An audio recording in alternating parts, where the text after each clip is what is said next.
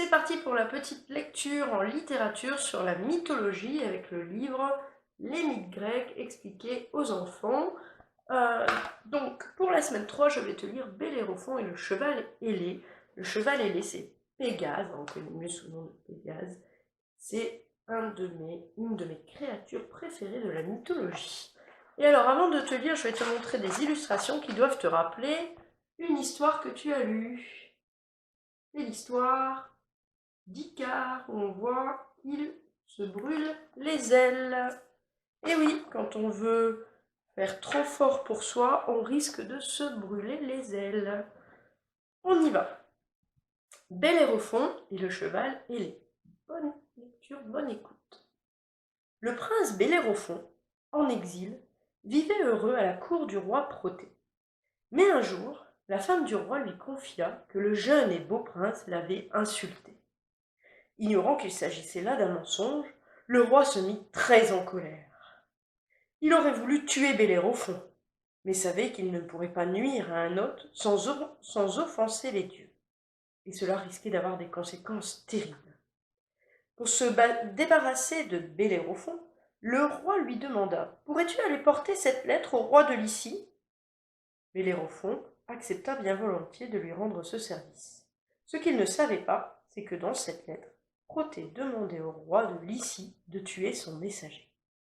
Lorsque Bellérophon arriva à destination au terme d'un périlleux voyage, le roi de Lycie l'accueillit à bras ouverts. Il mit de côté la lettre de Protée et oublia de l'ouvrir pendant 9 jours. Lorsqu'il lut enfin la lettre, lui-même s'était pris d'amitié pour le sympathique prince. Et il ne souhaitait pas non plus tuer l'un de ses invités. C'est alors qu'il songea à la chimère. Ce monstre avait une tête de lion, un corps de chèvre et une queue de serpent. « J'ai besoin d'un homme courageux comme toi, dit-il à Bellérophon. Pourrais-tu débarrasser mon royaume de cette terrible créature? Elle tue mes sujets et rend leur terre inutilisable. Beaucoup d'hommes ont essayé de la vaincre et sont morts courageusement. Je suis sûr que toi, tu réussiras à la tuer. » Mais en réalité, le roi était persuadé que la chimère tuerait Bellérophon.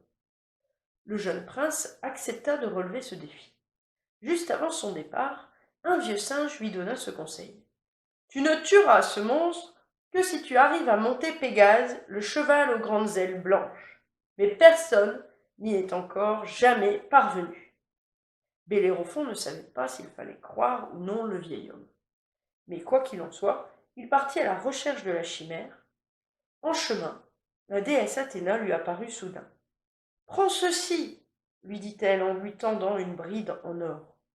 Elle disparut avant qu'il n'ait le temps de la remercier. Un soir, Bellérophon aperçut Pégase qui se désaltérait dans un ruisseau. Il s'approcha à pas de loup et passa la bride au cou de l'animal.